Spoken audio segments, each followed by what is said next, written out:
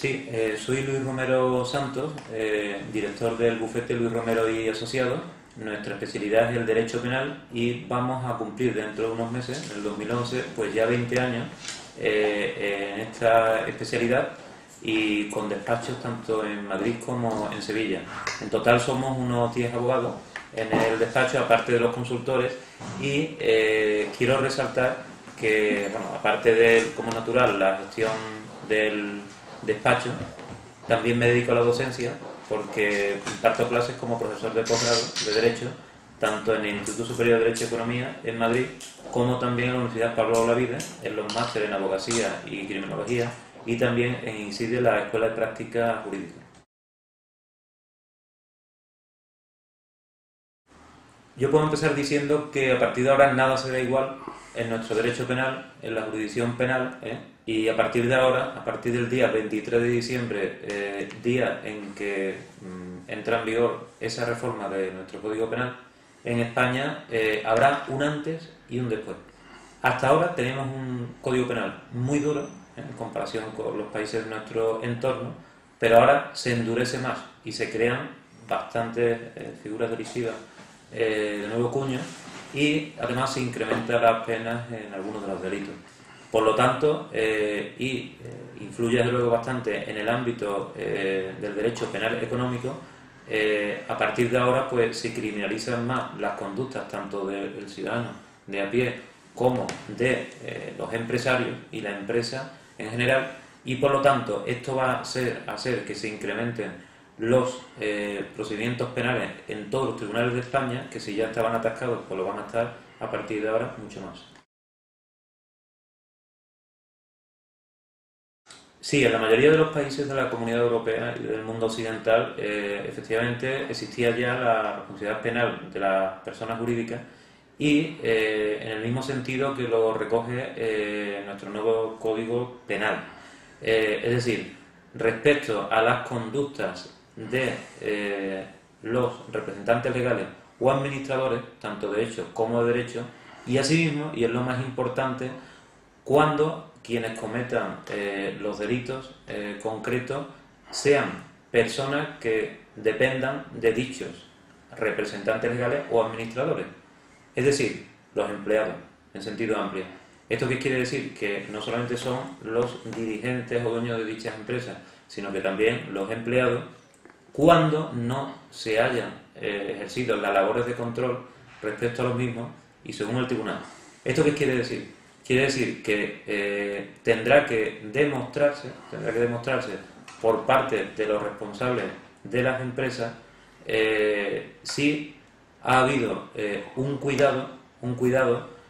una labor preventiva para que sus empleados no cometan determinados delitos, porque si no, esa responsabilidad penal recaerá sobre la empresa.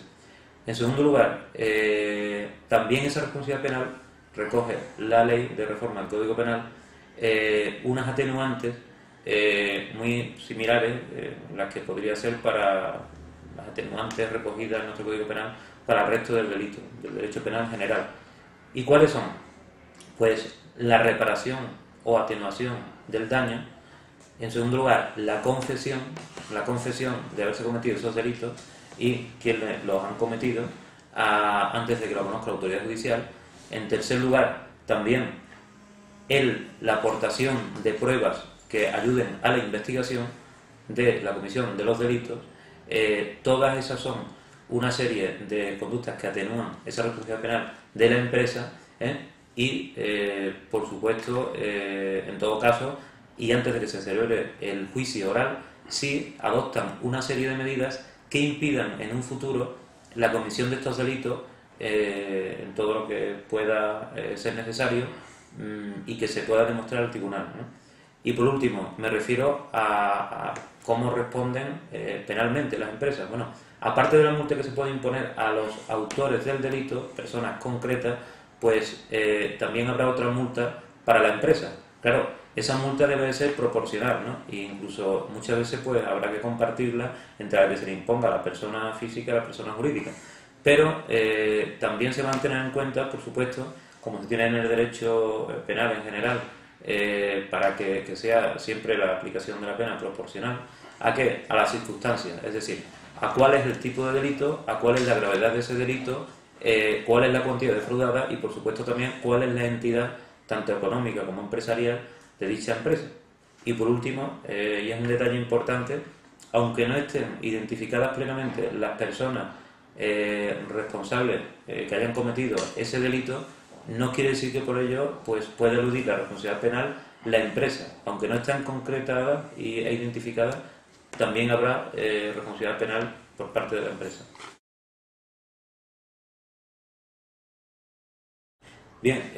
comprendo que las grandes corporaciones jurídicas en nuestro país pues estén informando a sus clientes de lo que se les viene encima a muchas empresas y empresarios a partir del día 23 de diciembre que se inicia el nuevo Código Penal y que entra en vigor.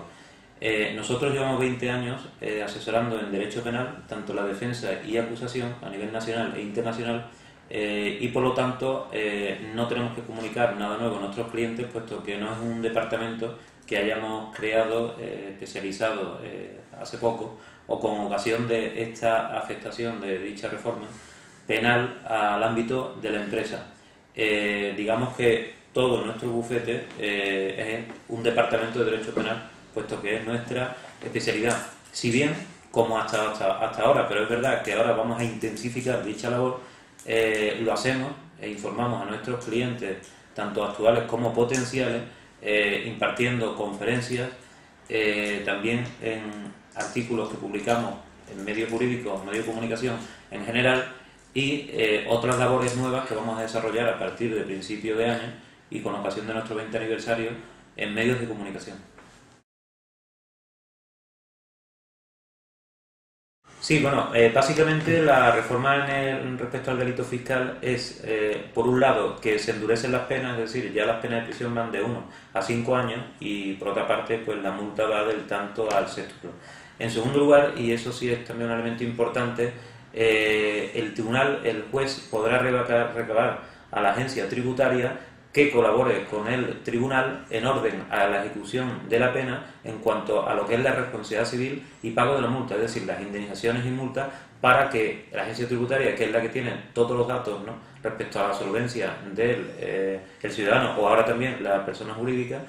pues colaboren para el pago. En cuanto al blanqueo de capitales, lo importante de esta reforma es que incluso en los supuestos en que haya prescrito el delito que ha originado ese blanqueo de capitales, es decir, el delito inicial, pues de todas formas se perseguirá la conducta de blanqueo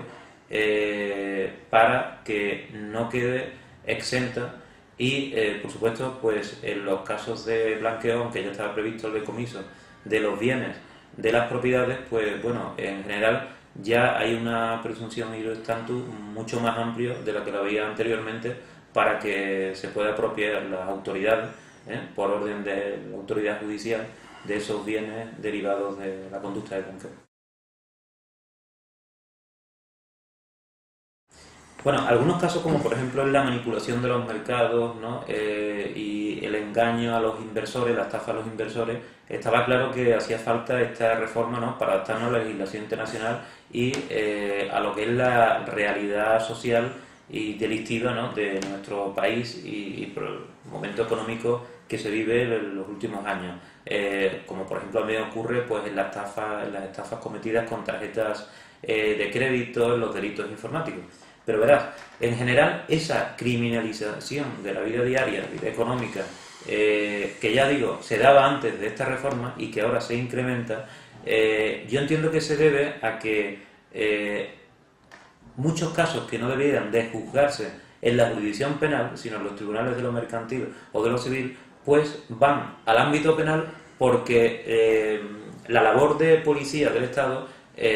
cada vez se le está dando pues más peso y lo que siempre decimos que son dos caras de la misma manera, como la libertad de la seguridad, ¿no?, pues en este caso pues estamos viendo más la cara de la seguridad que la de la libertad. Y voy a poner un ejemplo, aunque no tenga que ver, pero también tiene que ver porque tiene repercusiones económicas. La actuación del gobierno muy reciente, ¿no?, de decretar el estado de alarma en nuestro país con ocasión de la huelga encubierta de controladores aéreos, ¿no?, y que ahora, al parecer, y según se está diciendo, se puede incluso prorrogar, es una barbaridad tanto constitucional, porque entiendo que es inconstitucional dicha medida, ¿no?, como incluso puede ser ilegal, en parte, la militarización de un trabajo como es el de los controladores, de un ámbito de la vida civil. Entonces, igual que aquí se está cogiendo, ¿no?, el Código Penal, incluso el Código Penal militar, ¿no?, para arreglar problemas que de otra forma tendría que haber arreglado el gobierno o el Estado, pues se quiere hacer con los demás delitos. Así lo resumiría.